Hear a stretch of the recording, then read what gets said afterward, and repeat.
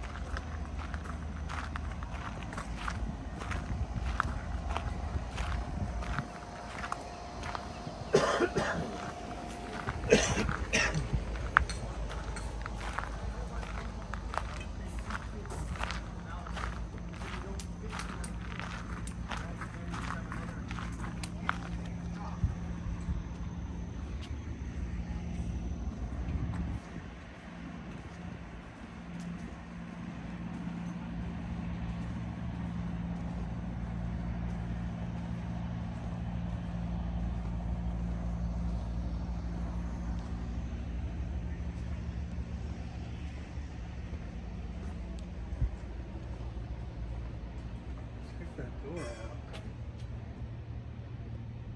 Push it. Push it back. Mm-hmm.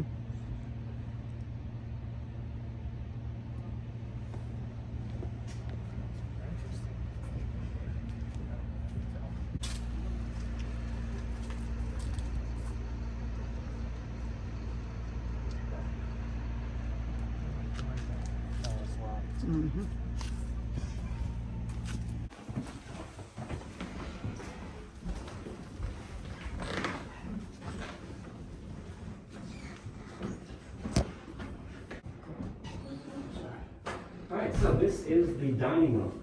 Things look a bit different in here, and that's because this room has been decorated to represent a later time period, the 1700s, after the time of John Turner I.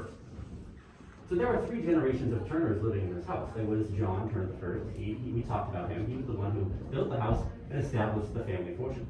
His son, John Turner II, expanded the family fortune. And his son, John Turner III, lost the family fortune. And we'll talk about how he did that later on. He makes a pretty big mistake. Long story short, he loses pretty much everything, and he's forced to sell the house at auction in 1782 to a man named Captain Samuel Ingersoll. She's a pretty interesting figure. As a very young woman with a large fortune, naturally all the single men of Salem gathered around her and started badgering her into marrying one of them. And they kept this up for a number of years, but she refused them all, and she remained single for the rest of her life, because she knew that if she married, under the laws of the time, she would essentially be signing everything she owned to her husband. And she really did not like the sound of that. So she stayed single, and she kept the family business within the family. She actually made a point of flaunting it. We have records of her signing her name as Susanna Ingersoll, single woman. She's pretty cool. Chat, and one of the things they really liked talking about was the house and its history. So that is how Hawthorne became aware of the house. And he was eventually inspired to write a novel that takes place in it. Now, in this book, there is a character named Clifford who lives up in the attic, and he stays up there for the most part. Sometimes he likes to come down to the first floor, but when he does so, he doesn't use the staircase to get around. And no one's really sure where he's coming from. It's almost like he pops out of the walls. Kind of creepy. So when Miss Emerton bought the house, again, she wanted to appeal to readers of the novel. So she thought, well, why don't I add another little treat for my guests? So she took what looks like, an ordinary fireroom closet, and she built a secret staircase right into the central chimney. We'll be going up the secret staircase. It is pretty narrow in there though, so if you're not a fan of tight spaces, I can take you up the regular staircase instead if you prefer. Either way, we're going up 2 floors, or about 20 steps. If you choose to go up this way, there are no railings for the bottom part, so feel free to lean against the walls for support. If you have any large bags, I would recommend holding those bags in front of you so that you don't get stuck turning the corner. And then we just ask that you not pause on the staircase to take a picture, because that's a good way to drop your phone and take it. So, if anyone would prefer the regular stairs instead, just let me know, and the rest of us can start going up this way. I don't have that.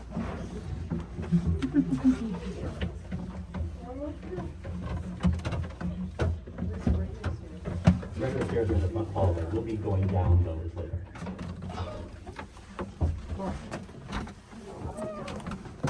Do you want to go to the regular stairs? Okay. I can take that. I just want to make sure you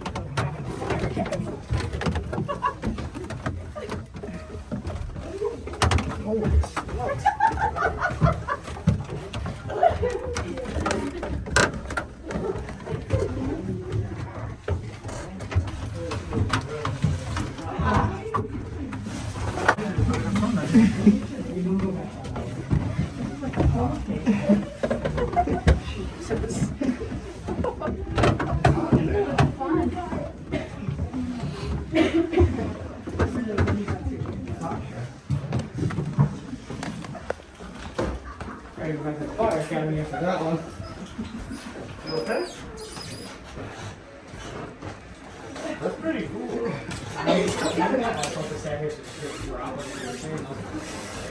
Well, I was not. No. This is new walking. I know that wood.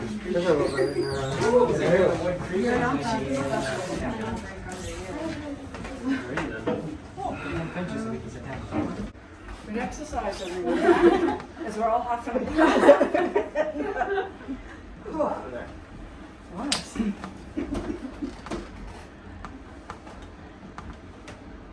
That's creepy. Alright, so this is the attic garret, probably used as storage for the most part, but it may have been a little bedroom at some point, and hence the fireplace. Back in the early years of the museum, the tours were a lot more focused on the novel than on the actual history of the house, so this was just referred to as Clifford's bedroom. Any questions before we continue? Alright, not much else to talk about in this little room, so we're going to head into the rest of the attic right through here. Watch your head.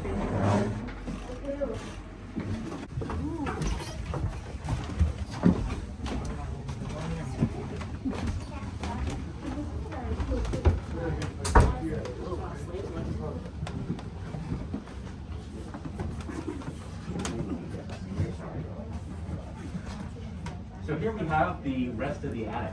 The beams above us and these exposed nails and wooden pegs, for the most part, these are original to 1668. The floorboards we're all standing on are not original, thankfully, but floorboards over there are. To the right of the window, we can see some bricks and cement. In between the bricks, that is an insulation technique known as nogging, which was an experimental insulation technique in England during the 17th century. Unfortunately, the colonists discovered that the weather here in New England works a bit differently from the weather in Old England. The nogging didn't really work well here at all, so they stripped it out of most homes. And this is one of only 6. To our left, you can see something dark and fuzzy sticking to the walls. That is well, actually, does anyone want to guess what that? That is horsehair. Horsehair was used as an ingredient in plaster right up until the 1950s. Here we have a model of the house as it looks like today, but it didn't always look that way. Back in 1668, when the house was built, it actually looks like this. 2 years later, in 1670, John Turner I decides he can afford to expand his house. So he adds this section. And then in 1676, he just says, oh, what the heck, might as well double the size of my house, just for the fun. So now we have all 7 gables, and a gable is a peak in the rooftop that ties into the ridge cap or the spine of the roof. So there are 1, 2, 3, 4, 5, 6, and 7. This little peak right here is too low. It does not tie into the spine of the ridge. So it's called a dormer instead of a gable. In 1782, Captain Ingersoll buys this house, but he's kind of a picky guy. Doesn't really like the way the house looks. So he demolishes this part. And he also cuts off or flattens out a bunch of the gables. This one, and this one. So now there are only 3 gables left. And you can see a better model of what the house looked like at that point over on the chest right there. This is the way the house looks when Nathaniel Hawthorne comes to visit. So even though he writes a book called The House of the Seven Gables, he never actually sees 7 gables, only 3. But his cousin Susanna knew what the house used to look like back before her father remodeled it, and She describes that to him, and he based his novel off of her description. So that was in 1851 when the book is published. Half a century later, in 1908, Caroline Emerton has just bought this house to turn it into a museum based on the book. But there's a problem. The house still looks like that. And she knows that no one is going to come here and pay to see the House of the Three Gables. So she rebuilds this section, and she rebuilds all the gables, so now there really are 7 again. We started the tour in here, came to the kitchen and saw the scent shop, crossed to the dining room on the other side, went up the central chimney, spent about 30 seconds right here, and we are currently right here. So we're standing in one of the original gables right now. The rooms to our right and left are bedrooms used by the indentured servants, and possibly later the enslaved people. And then the staircase right here, that leads straight up to the roof, and it emerges in a trapdoor right about here. It was used for maintenance, so if you needed to fix something on the roof, it was a lot safer to use that than to lean a ladder against the building. Any questions about the roof? Or the attic? Alrighty, so we're gonna go downstairs. The first 2 steps here are kind of oddly shaped.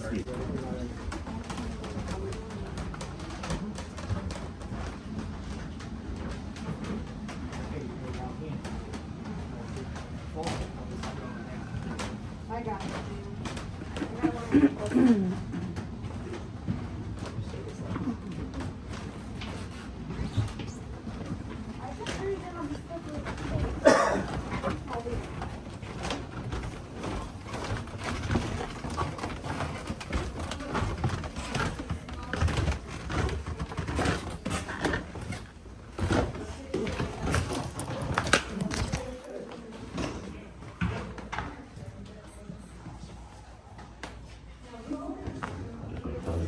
Thank you.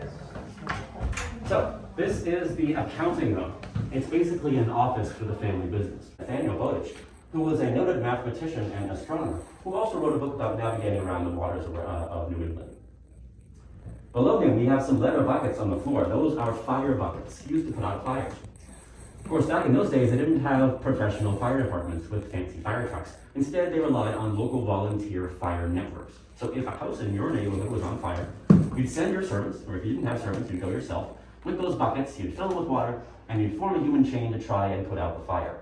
And there would be someone there to take down your name, which was very important, because if you didn't send any help, then no one would help you when your house was on fire.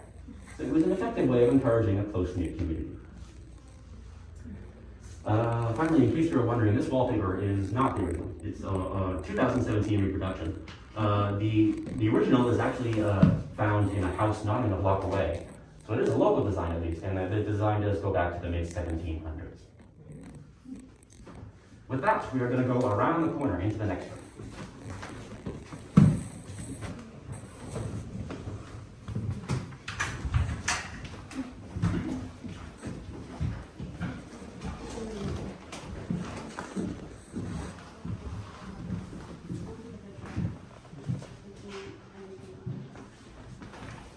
No, go ahead.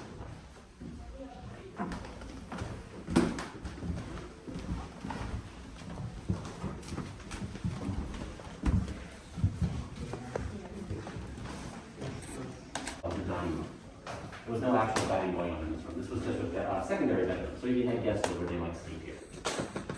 The reason it looks pretty empty today is because by the time Miss Emerton acquired the house, this room was unused, and she never ended up finding a use for it.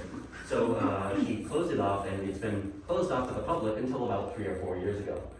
We've opened it up, but we still haven't finished deciding how we're going to decorate it yet, and that's a long and lengthy process we have to go through. While we're figuring that out, we're using it as a space to go over the 3 main themes of the house's history: fortune, fame, and philanthropy. Over here we have some examples of goods from overseas that brought lots of fortune in Salem. We have some silk and some canton ware, both from China. That blue cone with the red stamp on it, that is a sugar loaf. You would put sugar in there, and you'd ship it that way. And then does anyone want to guess what this block right here is?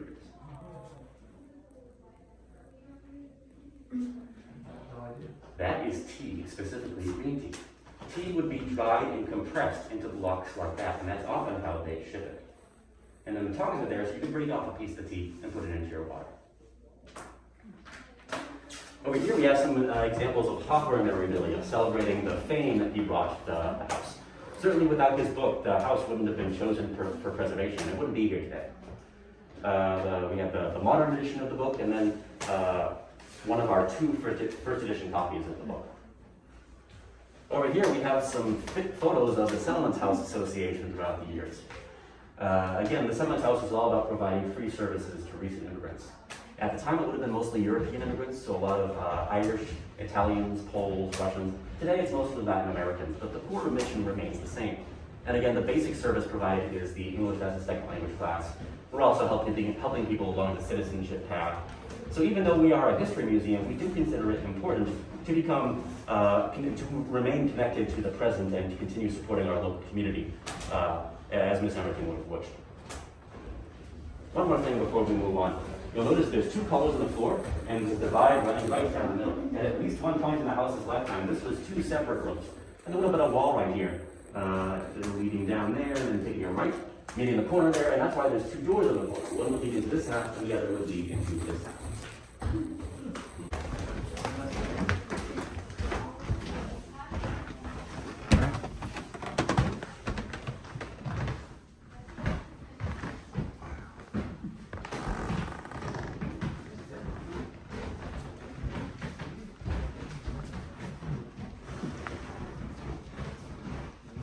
Ironing board, maybe. You're getting it down there. Hmm. Oh, it goes up. I didn't even see it on the Right, thing. here we have the Great Chamber, otherwise known as the Master Bedroom. You might notice the ceiling in here is a lot higher than most of the rooms we've seen, and that's because we have now stepped into the house. Part of the house was built in 1676, 8 years after the first part. At this point in his life, John Turner I was so incredibly wealthy, he no longer cared how much firewood he was using to heat his house. He could afford to build high ceilings like these, even though they were a waste of energy. He was just basically showing off.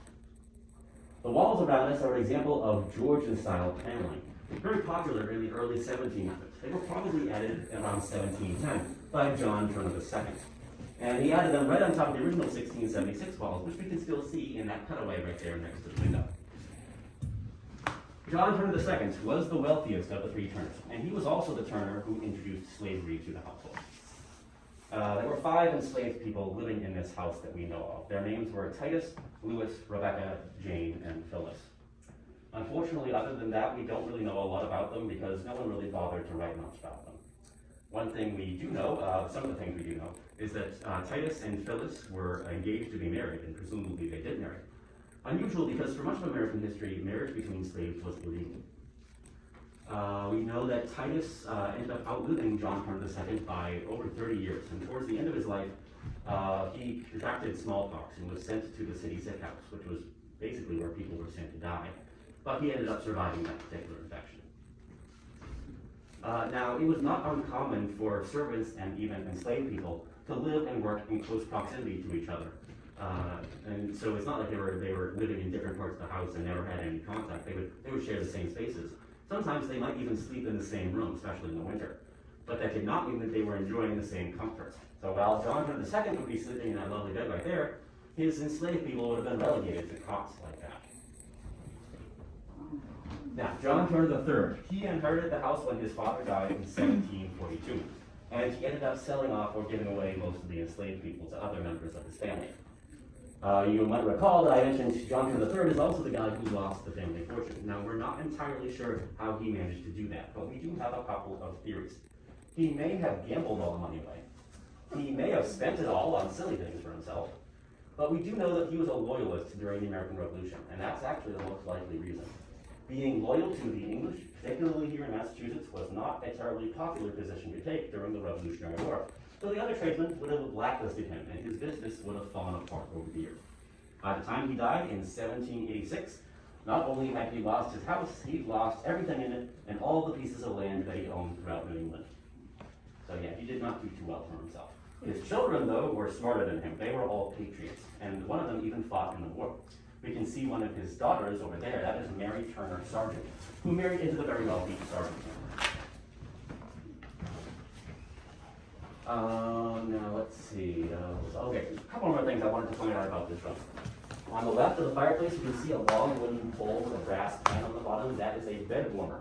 You would put hot coals in the pan, and you'd stick it under your bed to warm up your bed before you went to sleep. And hopefully the bed didn't catch fire. Now, if anyone has seen the TV series Bewitched, that particular bed warmer was used in the series. Over on the table by the end of the bed, you can see what looks like a gigantic pair of scissors. Those are not scissors, though. Can anyone tell me what they actually are? Candle cutters? Nope. That is a curling iron. You would heat it up by the fire, and you use the hoops to curl your hair, mainly used by the men to curl their wigs. And then down below on the floor, probably one of the fancier examples of a chamber pot that you'll ever see. Any questions before we move downstairs? You'll see something in the back of the fireplace, that big iron plate. That's called a fire back, and it's a heat conservation device. You might have ornate decorations on it, but its main function was to reflect heat from the fireplace back into the room, so that not all of the heat would get lost to the chimney. Okay, now they're going on, so we can go downstairs. As we go down, there is a tiny little room here called the sewing room. It's roped off.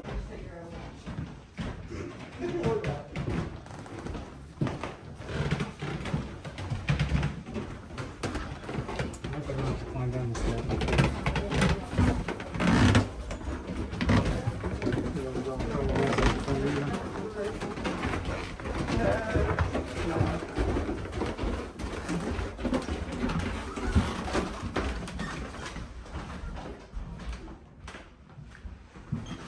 The household would entertain his or her guests.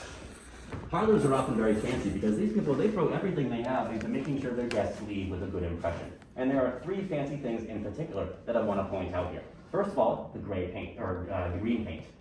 This is verdigris paint, verdigris being French for green gray.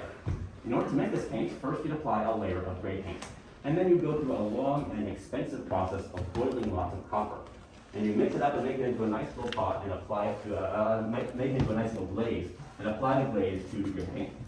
Over the next few days, the copper would undergo oxidization, which would turn the paint green. So it's related to the same process that eventually turned the Statue of Liberty green. Just a very elite way of saying that you had a lot of money by having this particular shade of green. Second fancy thing is the wallpaper. Wallpaper is pretty unusual to see in houses like these in the 1600s and 1700s, just because it had to be handmade, and thus it was extremely expensive. This particular wallpaper is not the original. It is a reproduction of a wallpaper found in another 17th century house in the nearby town of Ipswich. The reproduction was made about 30 years ago, but it was made using the authentic techniques of the time period. So what they did was they took blocks of wood, made stencils for the flowers, and printed the outlines on first. Then they went around and colored all the flowers in by hand.